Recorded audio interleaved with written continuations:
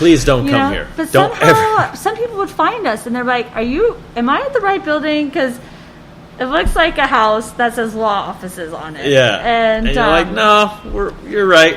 Yeah. And we were finally like, you know what? We're working 7 days a week. It's time to hire someone, and we have to get a bigger space. Yeah. And so we were shopping around and came across this place on Craigslist on Union Street. Really? Yeah. And it just worked out really well. And how long into the game did you find that spot? 2 years after. 2 years after. Yeah. So 2 years of hard grinding. Yeah. So we started in 2015. 2017 is when early 2017 is when we found the space. Opened that up March of 2017. And we're like, this is perfect. It gives us a platform to educate consumers. We can have all of our products laid out here. We can welcome people, create a space that's like cool, that feels high end because it is Caviar, but still feels welcoming. Sometimes if you ever walk into like a luxury retail store, you're like, oh, can I even touch anything? And you don't want to ask questions of like, oh, how much is that? Okay, how much is that? You just don't feel that comfortable. Yeah. And we wanted to create something opposite that was still high end, but people could come and, well, what's the difference between this caviar and this one? And where is this coming from? And how old is this fish when it's harvested? And so it was perfect. And that's where we do everything. That's where all of our shipping and receiving happens. And we've just recently taken over downstairs as our full fulfillment place. Okay. That's where we get all of our boxes of product in. That's where it all goes out from and gets shipped all over the country. And we have, been able to upgrade our refrigerators. We have a ton of refrigeration down there. Yeah.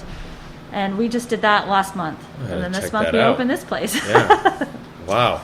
So you did that last month, meaning you upgraded all the refrigeration and got downstairs? Got downstairs, and my husband and a lot of like Hope and Becca, everyone helped, really helped with the painting, and we just gave it a little facelift, cleaned it up, and put in refrigeration, and we're good to go. Hell yeah. And then where we're standing now, was this the ultimate goal? Yeah. Always? Yeah, this is a dream. Yeah. So your dream finally realized here. Yeah. And we've been saving, again, like self-funded, we've been saving money for this for a few years now. Yeah. And we were just waiting. We were ready to go. We've been ready to go for a while, but waiting for the right spot. Yeah. So you've never garnered investors? No. That is badass. I do have people in mind who I'd reach out to if I were to come to that need. Yeah. But right now, did you? I'm sure you had people come to you and say, "Hey." We actually have, yeah, and which is so nice, and we're so grateful. Yeah, you're like, "Oh, I'm doing the right thing." Yeah. But if we can just keep our lives as clean and as simple as as easy possible, as possible, yeah, for sure. Then we feel like that's the way to go, and we just want to make sure that I love this company so much that I don't want to make a mistake and I don't want to lose it. So that means like I don't want to bite off more than I can chew. So I won't, like we didn't move into this location until I knew we were ready, and say this didn't work out, it wouldn't affect the original location. Okay, gotcha. That's how we're kind of planning things, because I don't know what I would be lost without it. Like I really, going through COVID, like the March last year was a big oh shit moment of like. How much caviar did you lose? Actually, none. We put it all on sale, and I thought we were going to put it all on sale, move all of our product, and then close for however long we needed to. Yeah. But we ended up, our sales, we had like 2 weeks of stagnant, no sales, except for the products that were on sale. Yeah. And then all of a sudden I was like, well, look at what Truffle Shuffle is doing. These virtual tastings. Maybe people want to still taste caviar and let's do it virtually. How can we still bring caviar to people's homes? And so we started doing these caviar flights, and they like skyrocketed. And at first it was tough to execute because, it's a lot of jars, like 3 jars per flight. Yeah. Creme fraiche, labels, new stickers, like trying to get all of this done in the middle of a pandemic, That's what Tyler was telling me about, the logistics. It's like, we'll do, 10,000 meals. That's great. Yeah, but that's a pallet of cheese. Yeah. That's a pallet of heavy cream or and whatever the hell you're making. And getting that in time with our production times being so low. And then also, I remember one time he texted me, he's like, hey, Petra, any chance you have like 200 boxes I can have? And I remember talking to Becca, like, okay, how fast can we get these boxes over to Oakland? Like, how can we... Yeah. Obviously, he was going to pay us for them, but like, how can we because his U-line order was way backed up. Yeah. And like, you know, and it ended up arriving in time, so it was all fine. But like, how we can help each other out in that way to stay afloat and to make these things happen. Yeah, like, it's for sure. all back to having problem solutions and hustling, you know? Yeah. And so I really admire, I just love Truffle Shuffle in general. But, I know.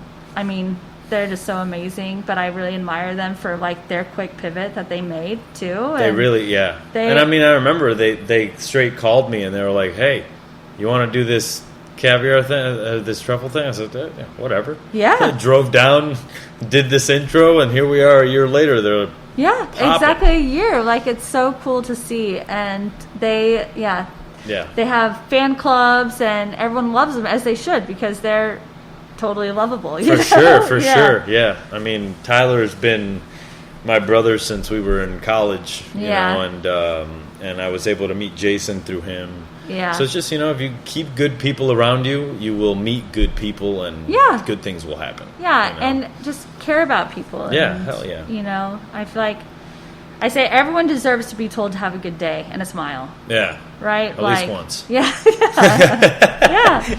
Yeah. Do you see yourself opening anything else? Any more spaces? Maybe the same somewhere else? We'll see. That would be the dream.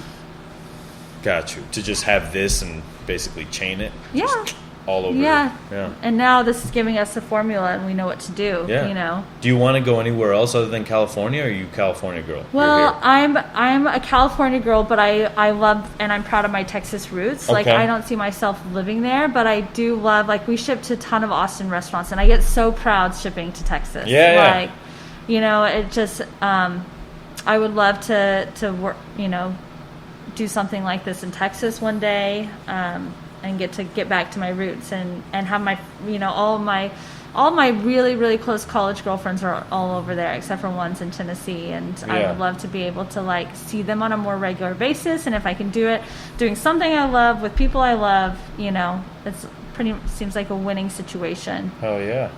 So pandemic comes, and then, you know, you guys pivot, you guys do these virtual classes, and is there an end in sight when you start doing those classes? Are you like, well, we're going to do this for 6 months and then we're going to stop? Or were you just like, we're just going to do it until I think we keep doing it as long as people keep asking for it. It's been so amazing because, like, we just did it for a whole group in New York City that would have never known about us, you know? Yeah. So we're getting to, like, again, I keep talking about the education and wanting to talk about caviar to as many people as possible. Like, these virtual tastings have let us extend our reach so far, and that's thrilling to see. Like, it means so much, and it's super cool. It's going to, anytime any of those people visit here, they're going to come here. Yeah, I hope so. Which is great. Yeah. You know? Awesome. Do you have a chef here? Yeah, so we have Tommy Stribling. He was one of the chefs over at Kendall Jackson. Okay. And so he actually interviewed I had a job listing out for someone to help with some marketing stuff. And he interviewed for that. And I was like, I have another idea for you. How do you feel about helping me open up a tasting room? And he was like, cool. So he's our chef and tasting room manager here. Very cool. He's been a big part of getting this place open up and ready to go. Now, how does this work? Do you have tastings scheduled, or is there a walk-in space too? Yeah, everyone can walk in. You don't even we're not actually even taking reservations right now. Great. Yeah. That's so great. Anyone can come sit down outside in the sun and just have a glass of bubbles, a bottle, and they can have, you know, a caviar bite. Like, you know, we're using Truffle Shuffle's carpaccio. Well, first when you sit down, you get some of their popcorn. Yeah. And then we're using their truffle carpaccio in our grilled cheese. Yeah. And topping that with caviar. Ooh. Yeah, it's pretty rich. Ooh. It's amazing. That sounds delicious. It's really good. Ooh. And we have like a burrata in caviar, oysters in caviar. Yeah. And then we have our caviar flights too. Like, again, that allows people to see 3 different products side by side. Because most people, when they have caviar at a restaurant, it's like a caviar service or it's always one type of caviar. Yeah. So they really have nothing to compare it to or to see next to each other. Yeah. And so that's what's great about the flights. I always find in restaurants too, when they do caviar sets, it's more based on what bread you're eating it off of and what other condiments there are. you know, instead of the caviar itself. Yeah. You know, here's this potato bun that we made. It's like, oh, great, but it's like, what about the eggs? Yeah. You know? As far as so your favorite caviar is hackleback. My favorite would be probably Siberian sturgeon. Siberian sturgeon. It's very underrated, Gotcha. I would say. I think because the price is a pretty good price point. It's $95 an ounce, which is good for an imported. That's the retail price. So those are weed prices right there. Yeah. Same. Yeah, it's good. Truffles, weed, and caviar, same pricing. Yeah, cannabis, caviar, and carpaccio. Yeah, there you go. Truffle carpaccio. So run me through the process of caviar real quick, like from beginning to end. All right, we raise our sturgeon. Yeah. And we only work with farms that raise their own sturgeon. They don't buy sturgeon from other places. Okay, gotcha. So Sterling, for example, they have brood stock. So they have these females that they know produce good sturgeon, caviar-bearing sturgeon. Yeah. And so every year they do the spawning of their brood stock. They take the eggs through C-section. And then so the fish... C-section? Only for the brood stock. Yeah. Whoa. So, and then they sew them up in... but those are ovulated eggs. So you have to keep that in mind. That's the difference between caviar. Traditional caviar is not ovulated. So, but to keep the process going, so you take those ovulated eggs from the females, and then you mix it in the sperm in like a mixing bowl, stainless steel mixing bowl, with your hands for like 20 minutes. And you're just aggressive, like you're not caring that they're going to break, or what's the deal? No, they're fine. They're ovulated too, so they have like almost like an extra membrane around them, like a halo. If you were to look at it under a light. And so you just, with your hands, just mix it up, and then you put it in like an incubator, basically, this huge tank that is constantly filtering out the air and the water, cleaning the water.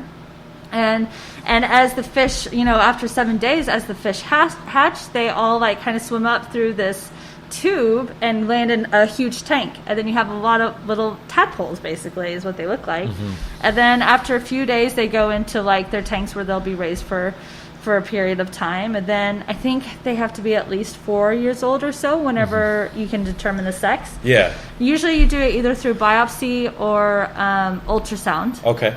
And so, now that they can do it through ultrasound is pretty cool. So as soon as you know that it's a male, it'll go into like they get filtered into different tanks. For meat and stuff like that. Exactly. Yeah. So you can still use the meat. They'll age them a little bit more.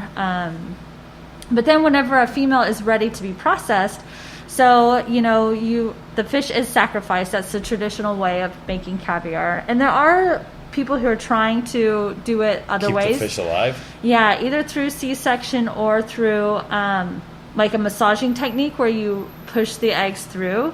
But what a lot of people don't talk about is that you have to inject it with a hormone in order to basically induce labor, and that's not approved by the FDA. Got you. Okay. And then if you talk to like old school caviar makers, they'll be like, well, that's not caviar because it's an ovulated egg, so it doesn't count as caviar. Huh. And it creates really rubbery eggs.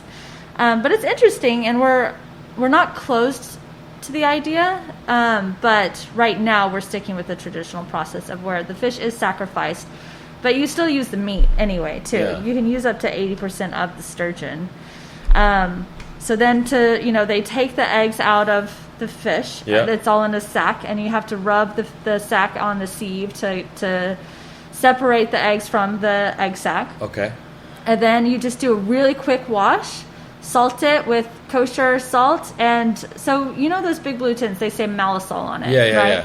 A lot of people think Malasol is a type of caviar. It's actually the process. It just means little salt in Russian. So in order to fall under that traditional Malasol process, it has to be less than 5% salt ratio to the weight of the eggs. Heard.